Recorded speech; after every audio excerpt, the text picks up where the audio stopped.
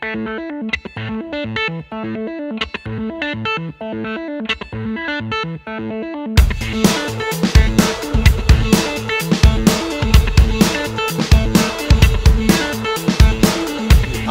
have a company that's been around for 8 years. I was the entrepreneur of Newcastle County Chamber in 2013. Our company was best wedding caterer for Reader's Choice and North Delaware Happenings last year. So it's kind of funny how things evolve. So that's a little bit about me personally. Sherm's Catering. We're a full-service catering company. We operate and manage the Christiana Memorial Hall, which is right down the street here on 273. So if you guys need, if anyone would call the hall for an event, whether it was a wedding, fraternity socials, sorority socials, which we do a lot of. I'm just trying to get down to where you guys would understand. Birthday parties, celebrations, that kind of thing. And you wanted a space that fits up to 300 people, that's us. Also, if you wanted to go to a state park, you wanted to go to another park, your house, your backyard, your uncle's backyard to get married, we do that as well. We've done several of those things. If you just needed food for you're going to do the mud run, and you wanted to have sandwiches or you wanted a continental breakfast, you could pick it up right on the way from Route 1, drop some sandwiches off, come to us, pick it up, or we could deliver it down there at the gate and you guys could pick it up. We've done that before. So that's kind of a synopsis of what we do with food. The company started in 2007 as I was asked to do some recipes for a friend of mine who was a bartender at a bar that the kitchen wasn't open. And how it worked was, they said, I have people coming in at lunch, and we don't have an open kitchen. What can I do to help serve them? So I gave them some crock-pot recipes and told them to swing by Serpy's, grab a couple dozen rolls, and make some sandwiches and help yourself. That led into the owner eating my sandwiches and my food that was made and prepared by somebody else correctly, thank God. And they offered me to come in and run their kitchen and their facility for them. So that's how the catering end of this started. Previous to this, I owned and operated a commercial cleaning company. I had 37 employees. We owned 42 units. I had 2 apartment complexes, and everyone knows what happened in 2006. You couldn't get a mortgage, you couldn't buy a house, and all that kind of just stopped. So this opportunity kind of headed itself all at the same time. And I love food. I love eating food, obviously, and I love entertaining, and I've been doing it for a long time. So this kind of was a marriage made in heaven.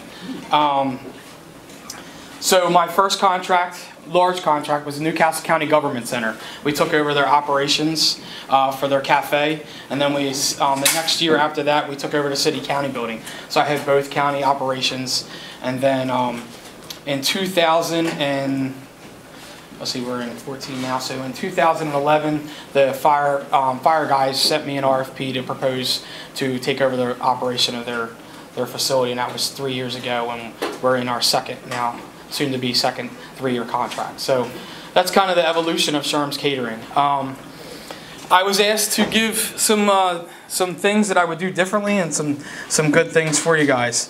The first thing, I've already said it to 2 people here, you can't stop learning. As an entrepreneur, there's nobody behind you. There's nobody here helping you. There's no staff behind you. There's no supervisor. There's no boss. There's no owner. You are the owner. So you always have to be paying attention to everything. As I said, that you're welcome. Our generation wanted everything faster, quicker, better, high def, the whole 9 yards, and now we have it. Now we have to live by it. So you have to learn every second of the day, because every second of the day has changed. The minute we walked in here, something else is different. You know, because technology is that fast. So you can't sit still and think, okay, I got this, we're good, and run a company for 40 more years, because that's not going to happen. Something's going to change tomorrow in the restaurant industry. Food has changed. I mean, how many TV shows are you watching today where you're seeing how food has evolved?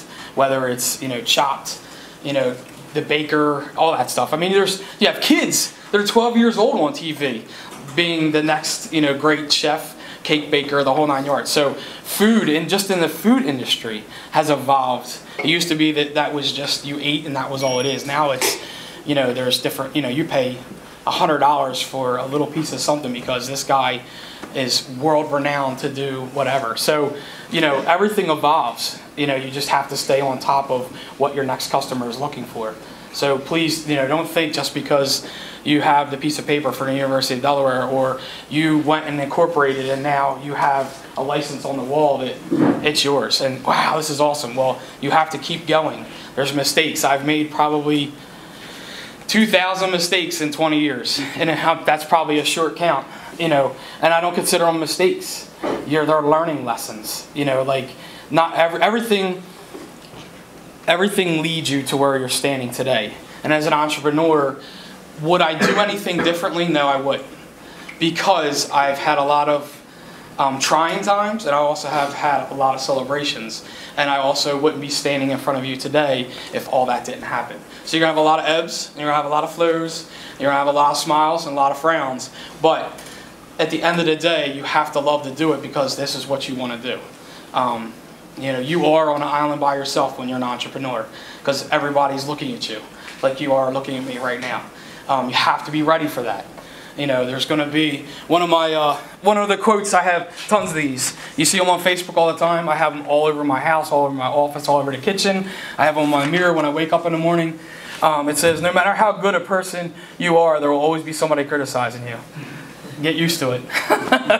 Because as many fans as I have, I probably have a third of those critics that say that my food's no good, I don't do well, I'm no good. So you just have to, you know, focus on the good, all the people that love you, and listen to the people that are criticizing you to see if there is something you can do better. And I'm not saying ignore them, because you don't want to ignore the people that are criticizing you. Sometimes it's positive criticism, and it might help you to get to the next level, or to change something that literally needs to be changed. It's not just them being mean. So,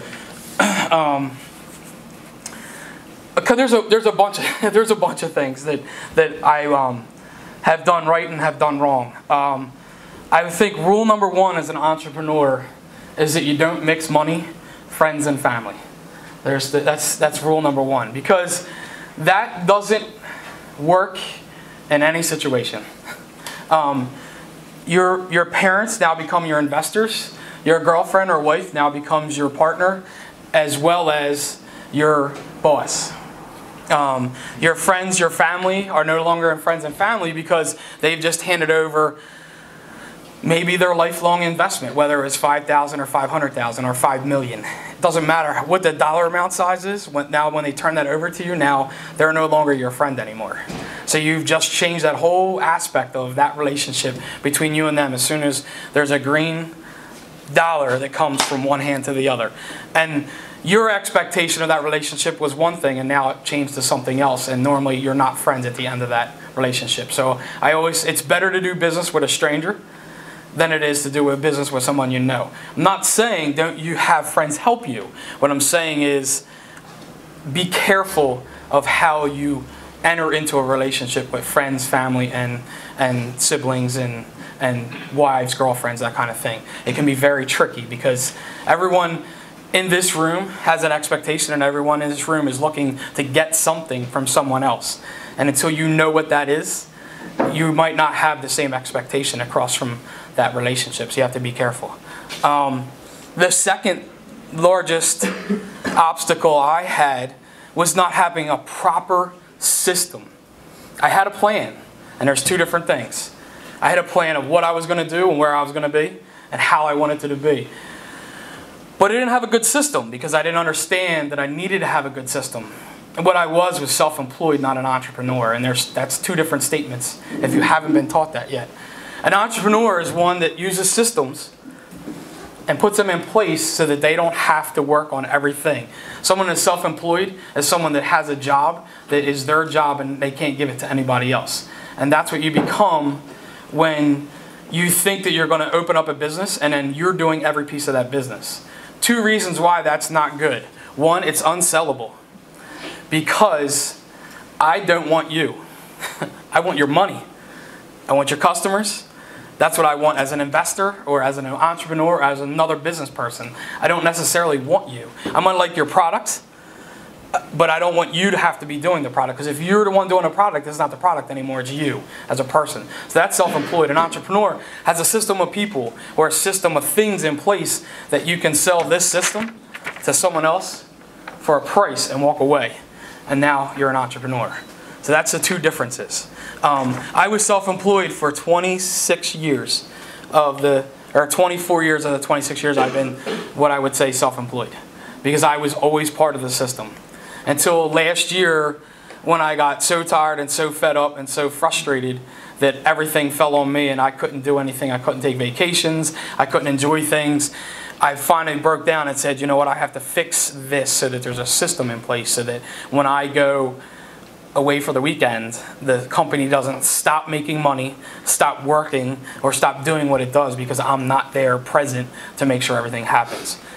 So it took me 24 years to learn that. Hopefully if you guys decide to do this, you'll understand and learn quicker about that, and it doesn't take you as long. You're going to be an integral part of your company for the first couple years. It's irreplaceable. You can't stop it. It's your idea. Nobody's going to do it better than you do. Nobody understands it better than you do until you get the right people in place to help you take it to the next level. And that's part of the system, is finding people that know more than you. I'm not saying that they know how to do it better. I'm not saying that they're better at it, but they may have a piece to the puzzle that helps you make the company better. They could be a better manager. They could be better at paperwork. They could be better at accounting. They could be better at cooking. I have 2 chefs that work for me that are probably better chefs than I am. But that's why it works better for me now, because I don't have to worry about the food not coming out at top quality where I did before, because I was the best chef in the kitchen. So that's the difference. Goals. Goals are a great thing to have. Goals should be evaluated often. I highly recommend that you have multiple goals. You should have a daily goal, a weekly goal, a monthly goal, a 6-month goal, a year goal, and then of course, as my financial advisor buddy, 3, 5, and 10-year goals. So, but goals, the reason why you want them in that structure is normally a goal is set, I want to lose 30 pounds, which is a large goal for most people. So that's going to take you 6 months to a year, maybe 3 months if you're good, 6 months to a year if you're not so good on keeping everything together. That seems like a large goal, and okay, I'm done. Well, the goal was to lose 30 pounds. What happens after you lose 30 pounds? You didn't think about maintaining that goal of losing 30 pounds. Well, a goal in business is no different. Everybody's goal is to be rich, millionaire, driving a nice car, nice house, the whole blah, blah, blah story. Well, what happens when you get that? Then what? Right. That's the hardest part of having a goal. once you actually succeed it. Because most people, this perception of goals are always, well, I'll try to get there. Well, sometimes as an entrepreneur, you're so driven and you're doing it so hard, your head's down, the blinders are on, that you actually think that it's going to take a year to get to this number or this thing or whatever it is you're looking to do, and it happens in 2 days, a week, a month. Then what? Oh my God. So that's why I'm saying you should have smaller goals and then larger goals, and then do 3, 5, and 10 so that you have something for when you achieve that goal, because you're going to achieve it. I mean, if you're in this program, you're here listening to me, it means that you're interested in doing something like this. So it means you have the drive to sit down and actually accomplish what you're looking to accomplish. Then all you need is the tools and the people around you to help you to get there. And once you figure all that out, things start going from this distance to this distance to this distance. Now your goals start happening quicker and faster because you start learning how to do it and repeat it. Because it's just a system. You do it, you repeat, rinse, and keep going. And it keeps happening. The best part and the best thing that you have to learn, obviously everybody thinks that I'm, you hear me talk, I'm a great person, I love myself, I love what I do. But when it comes down to that one-person island, sometimes you don't believe in yourself. Believe it or not. You doubt what you're doing. You've come to an obstacle. You thought it was going to take a year. It took 18 months. I don't know if I can do this. You're coming to the 13-month part and you think. Always believe in yourself. There's no one else that's going to believe in you more than you. So make sure you believe in yourself, because you can do it. You'll do it. You have to put your mind to it. You put the steps, the blinders on, and you'll get there. You just have to believe that you'll get there. Because believing that you're going to do it is 90% of the battle. The 10% of the battle is actually doing it. So if you can believe you can do it, you'll actually succeed in doing it. I'm going to do 3 more, and then I'm going to ask some questions. I don't want it all me telling you stuff and you guys not asking questions. The next thing was like, what do I do the best? I do this the best because I love it. I can't stress that enough. I had Dan, who just left, knew me in my first go at being an entrepreneur, which I had a commercial cleaning company. Very, very successful. I was hitting goals years and months ahead of time. Had more money than I know what to do with. Hated every second of the day. I hated the phone ringing. I hated going in talking to employees. I hated talking to customers. I hated everything but the money. So that's where I learned about, the whole loving what you do, that kind of stuff. You have to love this, because at 1 o'clock in the morning, when there's something due the next day, that'll determine whether or not you're an entrepreneur or you're a worker. Because the entrepreneur is going to just go through and do it, not sleep, not rest. They're going to get it done. The worker's going to say, you know what, I'll get up at 6, I'll try to wing this, and have the presentation ready at 7, and it is what it is. The entrepreneur is going to drive all the way through, call 3 friends, and get them up in the middle of the night, go, you got to help me fix this, we got to get this done. Don't think that my family and friends haven't been workers. I fired my mom 3 times. I love her to death, she's my mother, but it is what it is. I've had all kinds of friends and family work for me and come and go. Some people quit, there'll be people that tell you, I have an employee that's been with me in the catering business for 7 years. I love her to death. She's kind of like my mother / grandmother. She's in that age bracket. She's retired and she helps out, and she's a great lady. When I hire people and they work with her for the first time, her thing is, okay, sweetie, he's a really nice guy as long as you do exactly what he tells you. If you don't, you're not going to be here too long. So that's her advice about me. And it's pretty true. I've learned a little more tolerance in my years, but it's just how things work. You have to love this, and I love it. I love the problems, I love the solutions, I love the success, and I love everything about it. Do I not like things? Sure, absolutely. I not like things like everybody else does. I don't like doing all the accountant and the tax part of it. I hate paperwork. You know what I mean? I don't like being on the phone. I don't like cold calling people. But you hire people for that stuff. And you do what you love. And you pick the other pieces, because other people in this room love other things. There's probably 40 people here. And there's probably 40 different things that people love to do in this room. Here's a great company. You know what I mean? Because you can pick the pieces of it. And you'll have a great success with people that love things.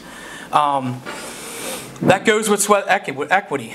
That's basically what you have the first 2 or 3 years of your business, is sweat equity. You've put in thousands and thousands and hundreds of thousands of hours into something that's worth 10 cents. But to you, it's worth $10 million. And that's, again, back to love what you do. So, as an entrepreneur, just remember that. You'll get to the goal. I started out the catering business with $138 in my checking account. I was getting a divorce. I lost everything, my house, my rental properties, the whole 9 yards, the cleaning company, and I started with $138 with the passion, well, tomorrow's going to be a better day than today. And that's how it was 9 years ago. I have 22 employees. We have 4 vehicles. I have plenty of money in the payroll to pay payroll every week. That kind of thing. So that's the success of it, is that it works. It's been a working system, and I started with nothing to get to where I'm at today. That's not always the case. Some people are very fortunate. They've had nest eggs, or they have things set aside, but that's great. That money goes quick with a few bad mistakes or a few wrong decisions. And I hate using the word mistake, because I don't think anything's ever a mistake. You make decisions, and every decision has a consequence. It either works the way you wanted it to work, or it didn't work the way you thought it was going to work. And you have to figure out how to get it and manipulate it to where you want it to be. It's not a mistake, it's a learning curve. So with that, I'm going to stop right there, because I've been talking for like 10 minutes and I'm tired of hearing myself talk. Does anybody have any questions? You can ask me anything. It doesn't matter. When did you first realize that you really loved cooking and all of that? I was probably 9. I used to cook for my sister when she was 6. My mom went to school, and I used to cook eggs and lunch and all that stuff, and just loved being in the kitchen. I used to get detention every day from high school because all my friends would come to my house and we'd have lunch at my house and make. That was when the first sandwich maker was invented, back in 1987, where you put 2 pieces of bread and some lunch meat in the middle and smack it in this little iron thing and make sandwiches, and we would go home every day and I would cook. Then in 91, when I was in college and I used to throw probably 1 party every week, I did realize I'm good at this too. So, but I didn't realize until probably a few years ago that I'm actually good at all of it together. And like, you put all this stuff together that I like to do. So, anybody else? So you said you hired other chefs. How did you test them to make sure you were happy with the quality? That's an awesome question. I happened to be watching Chopped the night before I hired my last chef. And I said to myself, what should I do to know whether this guy is ready for me? It's not whether you can cook. There's anybody with 2 hands in a pan can put food in a pan and be a cook. It's whether or not you can do what it takes. When the pressure's on, that's when you're a chef. It's not about cooking. So the hall is huge. I don't know if anybody's been there, but it's a big, huge box that holds 275 people. It's probably 120 by 120 wide, and there's a long, narrow hallway when you walk in. So I shut the hall doors, and I had 2 chairs in there, and I interviewed him there. And then around the corner, I had a table set up just like this with 2 pans and a station to make omelets. Omelets and eggs are probably the hardest thing that a chef can make under pressure, because the egg is very sensitive to heat and everything else. As you can see, if you watch any Chops, anytime they do breakfast, they always mess up scrambled eggs. And everybody goes, well, how can they mess up scrambled eggs? It's the pressure. You have the heat too high, and the egg is very sensitive to heat. So I walked around and I said, great. I said, I think you'll be a good fit for us. I love everything you had to say, but I have one more thing. I'd like you to cook for me. And he goes, oh, that'd be great. He stands up, has his little chef knife bag ready to go, comes around the corner, and he's like this. And I go, can you make me an omelet? The 2 ladies over there are working at the desk. Ask them what they want. Everything's ready to go. And I sat down in a chair like this and watched them. That's what I did. Test people. I mean, what would you want if it was you? What knowledge would you expect from yourself if you were hiring that person? Like, what do you want them to know? Ask them. The worst thing they can do is walk out. If they're going to walk out now, they're going to walk out later. It's better to find out now than in the middle of something. You know, and you'll find that in our business, as you both know, the restaurant business has a high turnover ratio. The best time to figure out whether or not somebody's going to walk out under pressure is in the beginning, not in the end. Not when you're in the middle of 400 people trying to get something done and 2 people walk out the kitchen on you. You know, so ask them. I mean, come up with a test, something that you think they should know, and test them. Because when you're sitting there, as everyone knows, and when you're in an interview, what are you telling them? What they think you want to hear. Not really what you know, or not really possibly what you can do, but what you think this job that is on a piece of paper says, I'm looking for.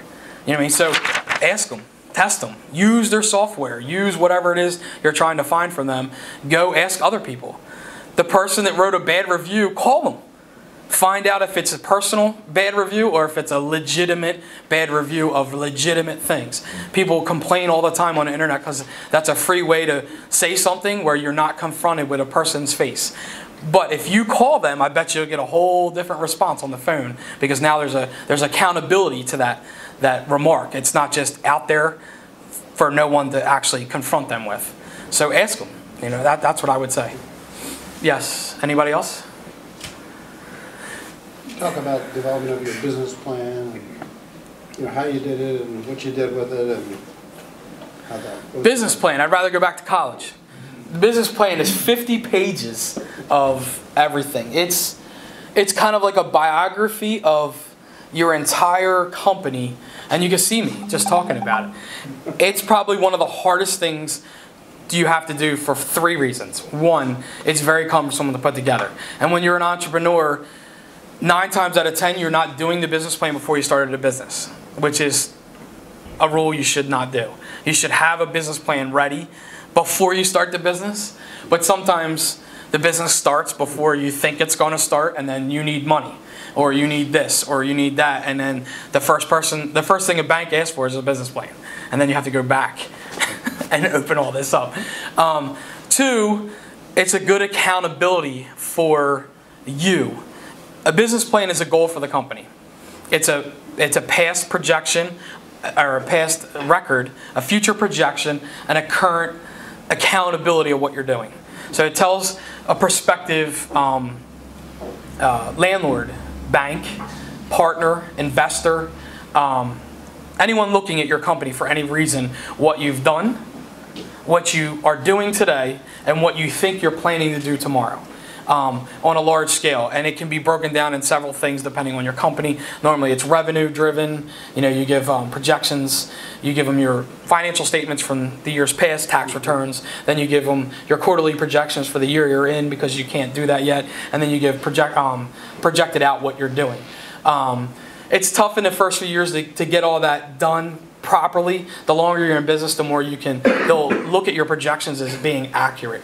I've been in business for 8 years now, and I've always projected that I do 30% better than the year before, and I have 7 years to prove it. So when I say that I'm going to do 30% more next year, they're more likely to listen to me because I've done anywhere from 150% to 48% in the past 8 years of projected numbers. So me saying 30 is conservative in my projections. So that a business plan, so you give your, a business plan comes and it starts with your mission statement, which is basically your goal of what you do better, best, what you plan to do better or best. And then you go into your organizational structure, financials, what you do for marketing, what you do for your HR, depending on how big your business is. Some categories fall under the owner.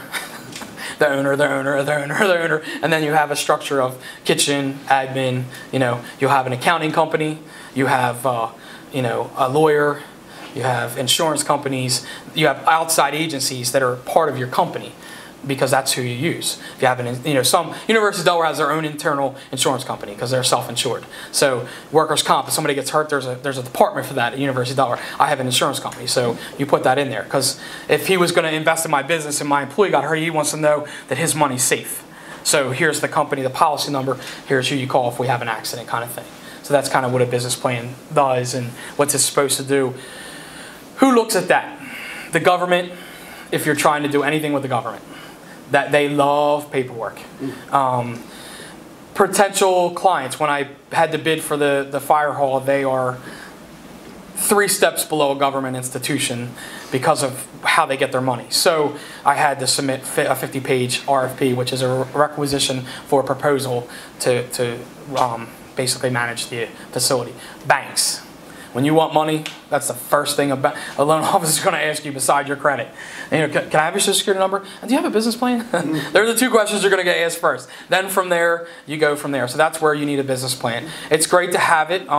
There are competitions that the state and local, there's a lot of local places that give out award money for great business plans. That's a good place to go.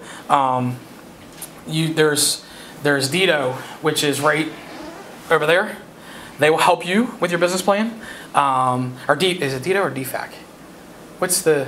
There's a University of Delaware / State of Delaware department over behind Pep Boys in the shopping center. I can get you the information, but they'll help you with a business plan. There's also SCORE that'll help you with it. And they have actually online like an outline to help you do that kind of stuff. So if there's anybody in the process of that, let me know. I will give you my information, or you can get it from anyone here. If you ever have any questions, your 3rd best thing you need to know is a network. Nothing happens in network unless you have a network. You need to know information that's out there. I don't know everything, but I do know a lot more than I did 2 years ago in this business. And if I'd have known what I knew 2 years ago, 8 years ago, I'd have been way more successful in my commercial cleaning company. There's a lot of agencies out here to help you get things up and running. If you want to do business with the state, I have the actual lady that runs procurement for the state. I have her email address. She will bend over backwards to help you to get in line to bid on proposals for the state of Delaware, because that's her job. Believe it or not, it's hard as nails to get that information. It took me 12 years to get her information, and I went to a chamber event and she was standing right there and she said, all you had to do was call me. I said, well, I didn't know who you were. Sorry. You doing the Firefly? I am not. They called me last year to do it, and we talked to somebody, and it went back and forth, and then they never got back to us. So I'm not sure. We already have an email and a call into the last producer. I'm not sure if that's still the same producer as last year, but yes, thank you. I appreciate it. Yes, go ahead. So, have you had any mentors, or like what was the biggest piece of advice someone who did have knowledge gave you? An actual mentor, no. My grandfather had a construction company for 55 years. He was my first mentor. I talked to him about everything. Then I had a couple friends when I worked at the restaurant business that owned construction companies and other things that I would ask questions about. No, I highly recommend a mentor. There are mentor programs out there that I didn't know about. Certain businesses are very tough to get a mentor in. How many people are from Delaware? This is a good question. Like born and raised, lived here your entire life. Okay, so there's 5 out of 40. Okay, so for the rest of you, Delaware is this big. There is only, as you saw, we were talking, last night I was catering an event that I had no knowledge about, and Ben walks in. Sure! So I walk in today, Dan walks in. That's how small Delaware is. You need a network of people. If you want to get into business in Delaware, you need to have a network of people in Delaware. And you need to know people because it's very difficult. I'm born and raised here. I'm 43 years old. I can't get into JP Morgan Bank that's right down the street here. I know 50 people that work there, but I don't know the one right person that I have to get the business from. I highly recommend the chambers. You have the Newcastle County Chamber, the State Chamber, the Middletown Chamber. There's other organizations besides that. There's BNI's, which is Business Networking International. There's Pike Creek Networking. There's other networking organizations where the business is to help each other. And that's what you want. You want other people thinking like you, helping you. And that's kind of what that is. I hope I answered the question. Sometimes I get off on tangents. I apologize. It's my ADHD, OCFR, whatever it is, kind of thing that I have. What was from like your grandfather or your friends, what's probably the biggest piece of advice that you got? Work hard. And don't stop. Don't give up. It's easy. It's easy. It's easy to give up. It's easy to think it's not going to happen. The only person that stops you is you. There's no one that stopped me but me. And it's not me saying that arrogantly. I'm being honest. I've stopped myself. I thought that I couldn't do it, or I thought maybe this isn't going to happen, or I thought, I knew it all. I could tell you for the first 12 years, I probably thought I knew everything. That's why I didn't finish college. I thought I knew everything. I didn't have to go to college. I knew more than they did. And that's the spirit in which got me to where I'm at. But if I listened to other people, you miss opportunities, as I told both of you earlier talking to you. The minute you think you know everything, you missed an opportunity because you just closed your mind and your eyes to something. You might not need it today, you might not need it tomorrow, but you might need it in a year from now. And this day and age, I'm 43 years old. I've been self-employed for 22 years. Who do you think is going to hire me? I don't have a college education. Who do you think is going to hire me? Would you hire me at your company? Right. He just said it. So I've limited my ability. I'm doing what I'm doing, and I have to continue to do it. Whether it's cooking, catering, something else, I have to continue to be self-employed because there's very few other avenues that I know currently that people wouldn't be intimidated by me sitting next to them or under them, because their whole function is I'm coming after them constantly because I used to be an owner of a company. So no matter what I do, they think that. So you have to just be careful as to when you close your mind to something. I'm here to learn. I told Zach earlier, I said, I'm here to learn as much as you're here to listen to me. Because there might be somebody here that knows something that I don't about something that I need to know. Dan's having a mentor event over at the Gilliam Center at Newcastle County Center. I'd love to hear what they have to say. I'd love to get a mentor. At 43, I still in business and been self-employed for 20 years. I still would like to learn more stuff because You know, as somebody said, there was a poll out of professors, and you would think it would be a straight line up of people, how much knowledge they knew. The older you get, the more you know, the more you realize you don't know. You know, I don't know more than I know, believe it or not. I know less than I think I know more of. So you just have to constantly learn and be open and see. Relationships are huge. Networking is something you all should be doing constantly. And by networking, I don't mean that you go to an event and you go like this. This isn't networking. That's playing cards. You can go buy a stack of these for $85 and you put anything you want on here. This isn't networking. Networking is building a relationship with someone. And I'll give you a perfect example, and it happened last night. Wisfis is a huge customer of ours. I've been dealing with Wisfis and catering their events for about 5 years now. I met them on off chance, but I'm going to get back to the point of this because that could go in a long story. The event for ISI last night, the lady that runs the event heard about me from someone else, but called to schedule her event at Wisfis, and they said, well, who do you have catering? And she said, I'm not sure who I'm going to use. She said, call Sherm's. They don't work for me. They could use anybody they want. But since I've networked and I've built a relationship with them, they told their person coming to their building to use me. So what did that say about my service to that person? You know, they went to see Mark Turner last night. And if those of you who don't know who Mark Turner is, he's the president and CEO of Wisfis Bank. So it was a small little group that got to talk to him, ask questions. So you're going there to talk to the president of the bank, and the president's administrative assistant says, call Sherm Catering. What kind of weight do you think that holds for that recommendation? Quite a bit. So that's a great networking. Me handing you a business card, I'm just wasting 6 cents because I haven't done anything. I haven't talked to you. I haven't figured out what you're doing, how I can help you. How can I help you? Because then when I help you, you're going to want to help me. So when the next person says something, anything about food, you're either going to remember my food, you're going to remember what I said, or I made you laugh, or whatever, but you're going to remember me. And that's what you want. You don't want somebody to go, oh, hold on. I got somebody's card somewhere. What was his name again? Oh, man. All right, I'll call you back tomorrow. I'll have it. And then there it went. Because you're going to call somebody because you need whatever it is. That's not a relationship. That's just handing out cards.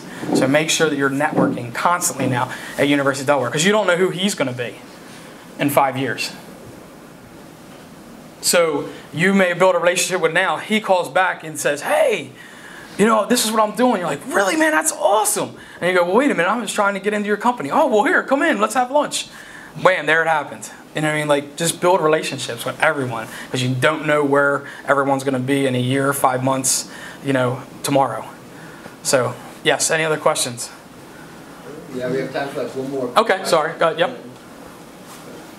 Go ahead. Hey. So you were talking a lot about your different level goals, how you have one for 1 year, 3 year, 5 years. What's your next really big goal?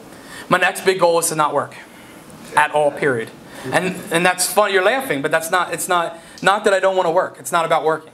It's about not working in the business at all, period. So I can do this all day long and nothing stops.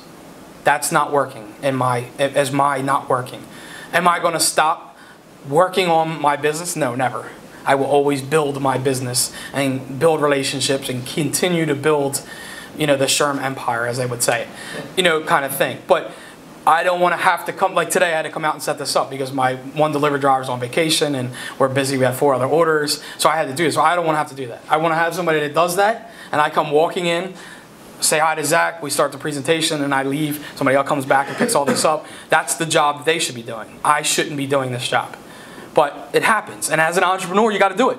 You know, I had to bring the food. I told you I was bringing food. So I didn't bring food. You got to be really upset today. There would probably be 4 people sitting in the chairs instead of everybody that's here now. So, you know, you have to make sure things happen. I want to make sure my 1 year goal is to be completely out of the day-to-day business of working. And just working on the business, not in the business. Everybody hear that? Working on the business, not in the business. That's the biggest thing you can work towards as an entrepreneur, is not working in the business, because you get sucked in easily. Every second you get, there's a leg and an arm being pulled back into the business. My goal is not to have that happen. I've hired a person that runs now solely the food. The kitchen, I don't touch food. I helped this morning with the Indian cuisine we had because they hadn't done it before and I wanted to make sure it was right. But I was in there for 25 minutes helping them. That was it. Normally I'd be in there cooking, and making sure everything's right and that kind of stuff. I don't even do that. I haven't touched the kitchen in 2 months now. So that was the first step. The next step is getting the admin side together and the system right so that I can just start talking to people and getting more business. Okay, well, thank you very much. You're welcome. Thank you.